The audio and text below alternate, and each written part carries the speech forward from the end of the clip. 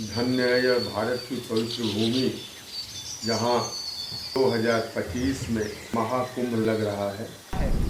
सहस्रशीर्षा पुरुषाः सहस्राक्ष सहस्रपाद।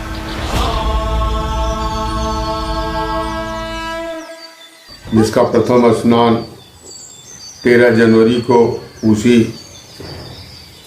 पूर्णिमा से शुरू हो रहा है। देश के कोने कोने से सिद्ध जन, योगी जन, नागा, महात्मा, यति, संत, तमाम अखाड़े वाले इस मेले में गंगा के संगम पे स्नान करने के लिए आएंगे। मानव को छोड़ दीजिए, संत महात्मा छोड़ दीजिए, देवता, यक्ष, गंधर्व भेष बदल के इसमें स्नान करने के लिए आएंगे। कुंभ यानी कलश, और यहाँ कलश का मतलब अमृत कलश से है। विश्व का आध्यात्मिक, वैज्ञानिक एवं श्रद्धा तथा विश्वास का सबसे बड़ा मेला प्रयागराज की पावन भूमि संगम पर 144 साल बाद पड़ रहा है। ऐसा योग बड़े मुश्किल से मिलता है। Largest spiritual gathering of the world. इस महाकुंभ में 6,382 करोड़ का बजट पास किया गया है, जिसमें से कि 25,000 करोड़ राज्य सरकार अथवा 2,100 करोड़ केंद्र सरकार के द्वारा समर्पित किया गया है, जिसमें लगभग 45 करोड़ श्रद्धालुओं के आने की संभावना है, जिससे अनुमान लगाया जाता है कि लगभग 2 से 2.5 लाख करोड़ रुपए हमारे अर्थव्यवस्था के उपयोग में आएगा। यूनेस्को ने बढ़ती हुई भीड़ को देखते हुए 2019 में मानवता की अमूर्त सांस्कृतिक विरासत को गिनीज बुक में दर्ज करा है। तो कुंभ मेले का रहस्य दुर्वासा जी के श्राप से जुड़ा हुआ है। संक्षिप्त में बता दे रहे हैं। एक बार दुर्वासा ऋषि तपस्या से उठे और एक दिव्य माला उन्होंने लिया। उन्होंने उस माला को बड़े ही सम्मान से इंद्र को दिया। इंद्र को अहम आया कि मैं ठहरा देवराज इंद्र, और यह हमको फूलों की माला भेंट करते हैं, जिसके गले में हीरा, जवाहरात, सोना, चांदी, बहुमूल्य रत्नों की मालाएं चमक रही हैं। उन्होंने उस माला को गले में से निकाल के ऐरावत के गले में डाल दिया, और ऐरावत ने सूंड से तोड़ करके उसे अपने पैरों से रौंद दिया। इस अपमान को दुर्वासा ऋषि बर्दाश्त नहीं कर पाए। वैसे भी दुर्वासा ऋषि आप लोग जानते ही हैं, बड़े क्रोधी स्वभाव के हैं। त्रिदेव जिनसे डरते हैं। तुरंत दुर्वासा ऋषि ने क्रोध में आकर के इंद्र को श्राप दिया कि जाओ, तुम श्री विहीन हो जाओ, तुम्हारी श्री खत्म हो जाए, तुम्हारा सिंहासन तुमसे छिन जाएगा। यह बात जब दैत्यों को पता चलता है कि इंद्र को श्राप मिल गया, श्रीहीन हो गए हैं, तो उन्होंने चढ़ाई किया और इंद्र को पराजित कर दिया। इंद्र सभी देवताओं को साथ लेके भगवान विष्णु ब्रह्मा जी के सहित पहुंचे। भगवान विष्णु ने सलाह दिया, समुद्र मंथन करो, लेकिन अकेले तुम लोग नहीं कर पाओगे, इसके लिए दैत्यों की भी मदद लेनी पड़ेगी। इंद्र जाते हैं, दैत्यों के राजा बलि को समझाते हैं, किसी तरह राजी करते हैं, और कहते हैं कि समुद्र मंथन से जो भी चीज़ें मिलेंगी आपस में हम बराबर बराबर बांट लेंगे। राजा बलि तैयार हो जाते हैं। बासुकीनाग की मथनी बनाई गई, और ज़्यादा बृहद में ना जा करके अब हम आते हैं जिसमें 14 रत्न निकलते हैं। संक्षिप्त में उनका नाम दे रहे हैं। पहला हलाहल। हलाहल यह कालकूट विष जैसे ही निकला, उसके भाप से लोग जलने लगे, त्राह त्राह मच गया, सांस लेना दूभर हुआ। विष्णु भगवान ने शिव जी को याद किया। शिव जी आते हैं और उस हलाहल को पी जाते हैं, लेकिन कंठ से नीचे नहीं उतरने देते कि नीचे हृदय में तो हमारे इष्ट हैं प्रभु श्री राम। कंठ में रोक लेते हैं, उनका जो कंठ है वह नीला पड़ जाता है, इसीलिए एक नाम उनका नीलकंठ हुआ। और पीते समय जो 2-4 बूंद पृथ्वी पर गिरती है, तो सर्पों ने जिस घास पे गिरी थी उसको उन्होंने चाटा। वो कटीली घास थी, उनकी जीभ फट गई और उनकी जिह्वा 2 जिह्वा हो गई। दूसरा कामधेन, कलवृक्ष, कौस्तुभमणि, उच्च श्रवा अश्व, ऐरावत हाथी, रंभा अप्सरा, सुरा, लक्ष्मी जी, चंद्रमा, सारंग धनुष, पांचजन शंख, भगवान धन्वंतरी हाथ में अमृत का सोने का कलश लिए हुए निकले। अब अमृत को पाने के लिए दैत्य और देवताओं में युद्ध छड़ा। समय की नजाकत को देखते हुए बृहस्पति ने इंद्र के लड़के जयंत को इशारा किया। वह सोने का कुंभ जिसमें अमृत भरा हुआ था लेके भागा। 12 दिन तक भागता रहा। पृथ्वी पर 4 जगह उसकी जो बूंदें गिरी हैं, तो वहीं वहीं महाकुंभ होता है हर 12 सालों में। 12 दिन तक भागे हैं, वहाँ का 12 दिन, यहाँ का 12 साल। पृथ्वी पर 4 जगह, प्रयागराज, हरिद्वार, उज्जैन एवं नासिक। इस समय प्रयागराज में महाकुंभ पड़ा हुआ है।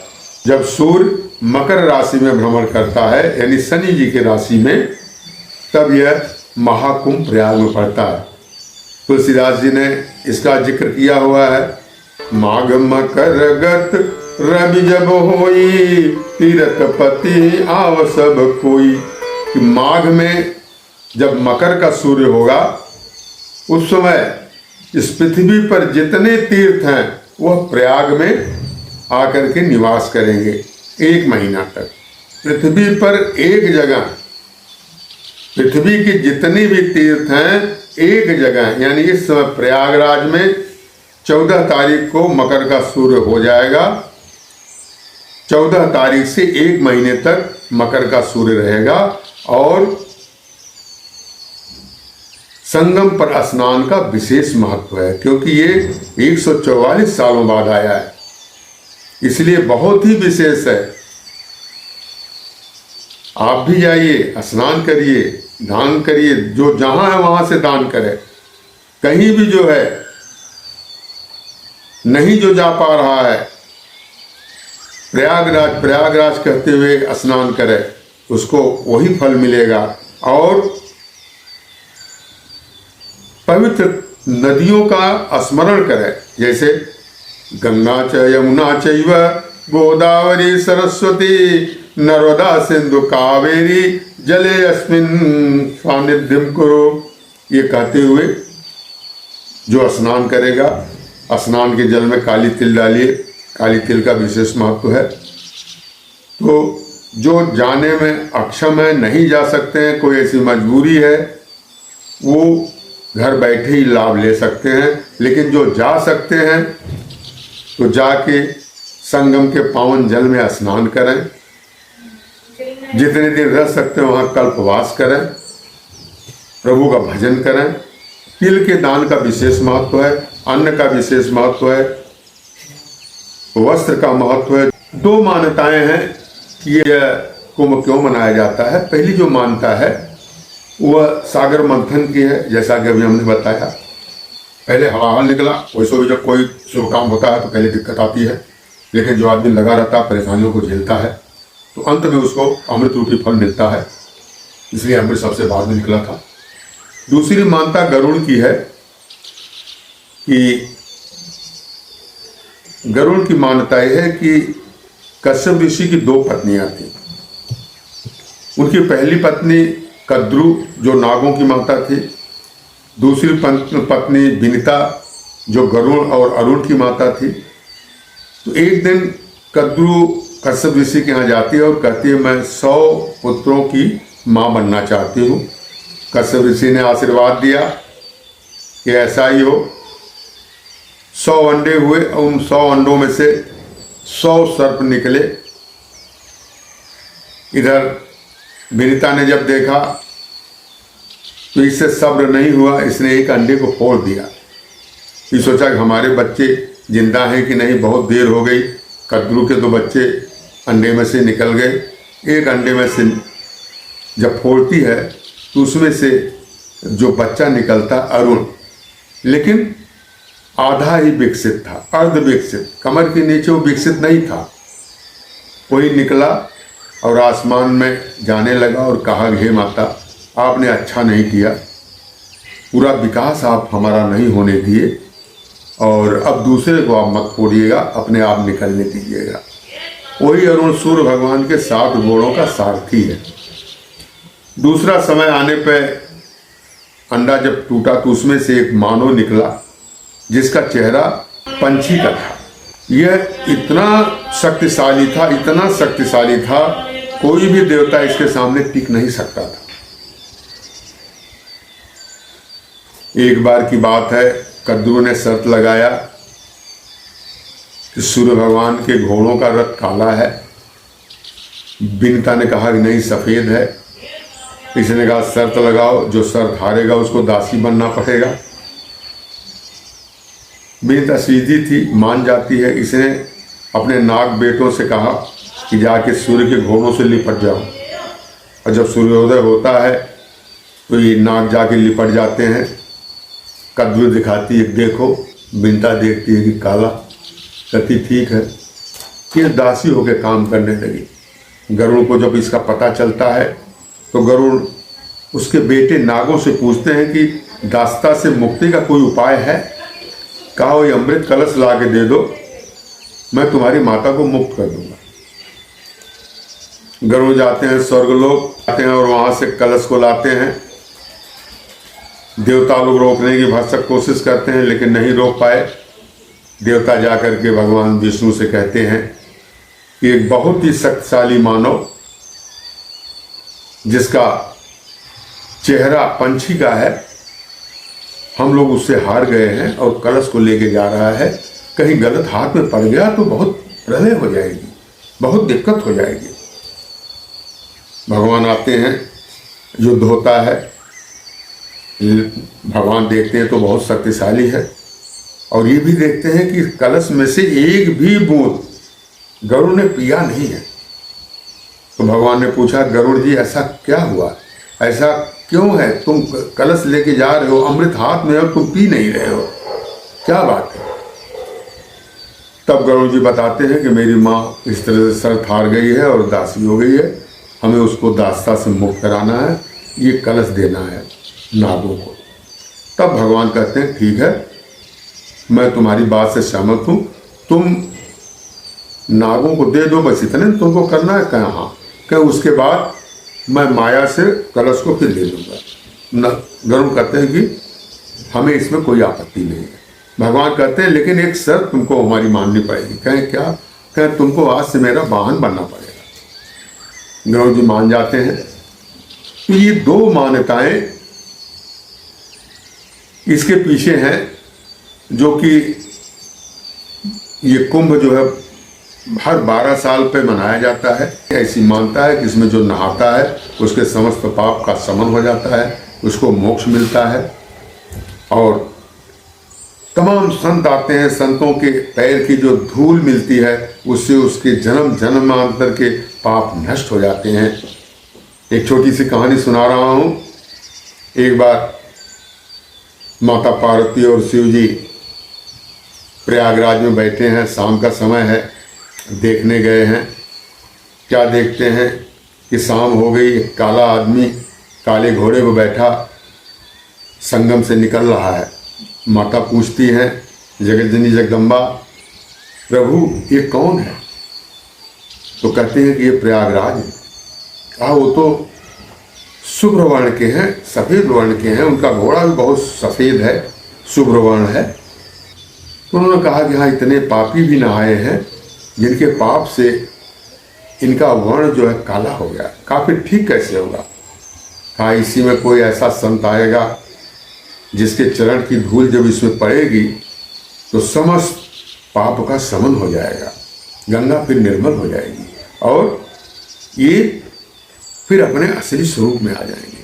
कहने का मतलब कि गंगा तो हमेशा निर्मल है, गंगा कभी मैली नहीं होती, समस्त पाप को धो देती है। लेकिन संतों के चरण की धूली का इतना महत्व है कि अगर गंगा मैली भी हो जाए तो उनके चरण की धूल से वो फिर पूर्वत हो जाती है।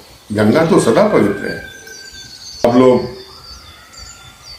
जरूर जाइए, संगम पे स्नान करिए।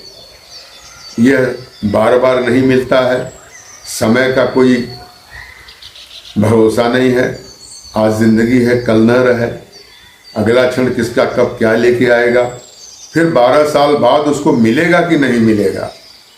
इसलिए बहुत ही सुनहरा समय है, इस समय को आप खोइए मत, जाकर के पुण्य लाभ लीजिए।